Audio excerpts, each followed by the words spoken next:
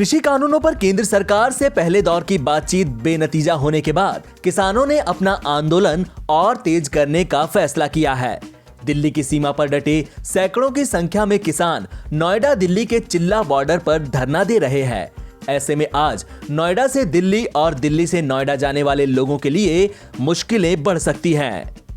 Delhi police ने टेकरी, झाडौदा और चिल्ला बॉर्डर को यातायात के लिए बंद कर दिया है।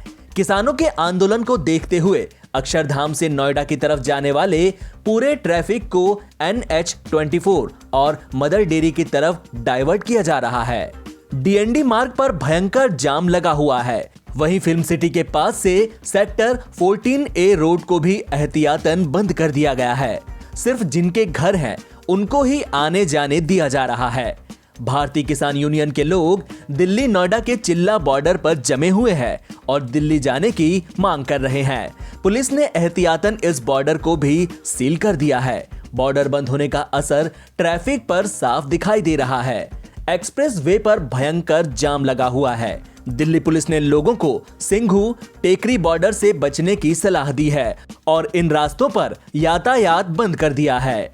सिंघू बॉर्डर को दोनों तरफ से बंद किया गया है और लोगों को वैकल्पिक रास्ते के इस्तेमाल की सलाह दी गई है। मुबारका चौक और GTK रोड पर ट्रैफिक को डाइवर्ट किया गया है। सिग्नेचर ब्रिज से आउटर रिंग रोड और फिर रोहिणी जाने के रास्ते में भारी ट्रैफिक की आशंका है। दिल्ली में घुसने के लिए यूपी के आंदोलन कर रहे किसानों ने आज सुबह फिर दिल्ली यूपी के गाजीपुर गाजियाबाद बॉर्डर पर लगाए गए बैरिकेड्स हटाने की कोशिश की। पिछले 3 दिनों से दिल्ली यूपी सीमा पर किसान कई बार ऐसा करने की कोशिश कर चुके हैं। वहीं दिल्ली हरियाणा की सिंघू बॉर्डर पर भी किसानों का आंदोलन जारी है। किसान राष्ट्रीय राजधानी की सीमाओं पर अपनी मांगों को लेकर प्रदर्शन कर रहे हैं। उनका विरोध प्रदर्शन 7वें दिन भी जारी है। ये जो किसान भाई यहाँ पे आ रहे, ये हिंदुस्तानी है या ये कोई और देश के आ रहे भाई, पाकिस्तानी ये बोलते हैं ये कुछ भी बोल लो, इनके बोलने से कुछ नहीं होता। हम एक बात पूछना चाहते हैं भाई, कानून बनाया किसान के लिए तो बनाना चाह रहे हैं और किसान उस चीज से नाराज है, तो फिर ये क्यों बनावा है भाई? इन्हें कौन सा फायदा है भाई बनाने का?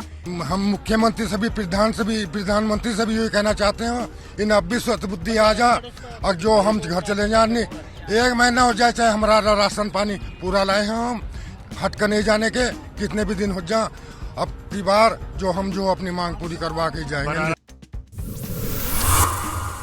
देश में बन रही कोरोना वैक्सीन कोविशील्ड के साइड इफेक्ट का आरोप लगाने वाले वॉलंटियर के बाद सीरम इंस्टीट्यूट ऑफ इंडिया में बन रहे इस टीके पर सवाल उठने शुरू हो गए। हालांकि अब सरकार ने बड़ा बयान देते हुए कहा कि चेन्नई में ऑक्सफोर्ड विश्वविद्यालय के कोविड-19 टीके के परीक्षण में हिस्सा लेने वाले एक वॉलंटियर के कथित तौर पर दिक्कतों का सामना करने के संबंध में शुरुआती निष्कर्षों के मद्देनजर परीक्षण रोकने की जरूरत नहीं थी।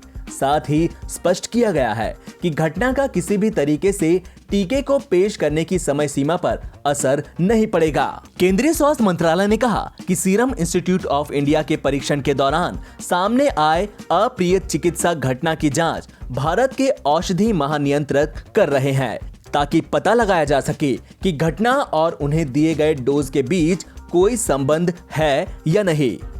पिछले हफ्ते चेन्नई में कोविशील्ड टीके के परीक्षण के तीसरे चरण में 40 वर्षीय एक व्यक्ति ने गंभीर दुष्प्रभाव की शिकायतें की, जिसमें तंत्रिका तंत्र में खराबी आना और याददाश्त संबंधी दिक्कतें पैदा होना शामिल हैं। उसने परीक्षण को रोकने की मांग करने के अलावा सीरम इंस्टीट्यूट ऑफ इंडिया और अन्य से 5 करोड़ रुपए का मुआवजा भी मांगा है।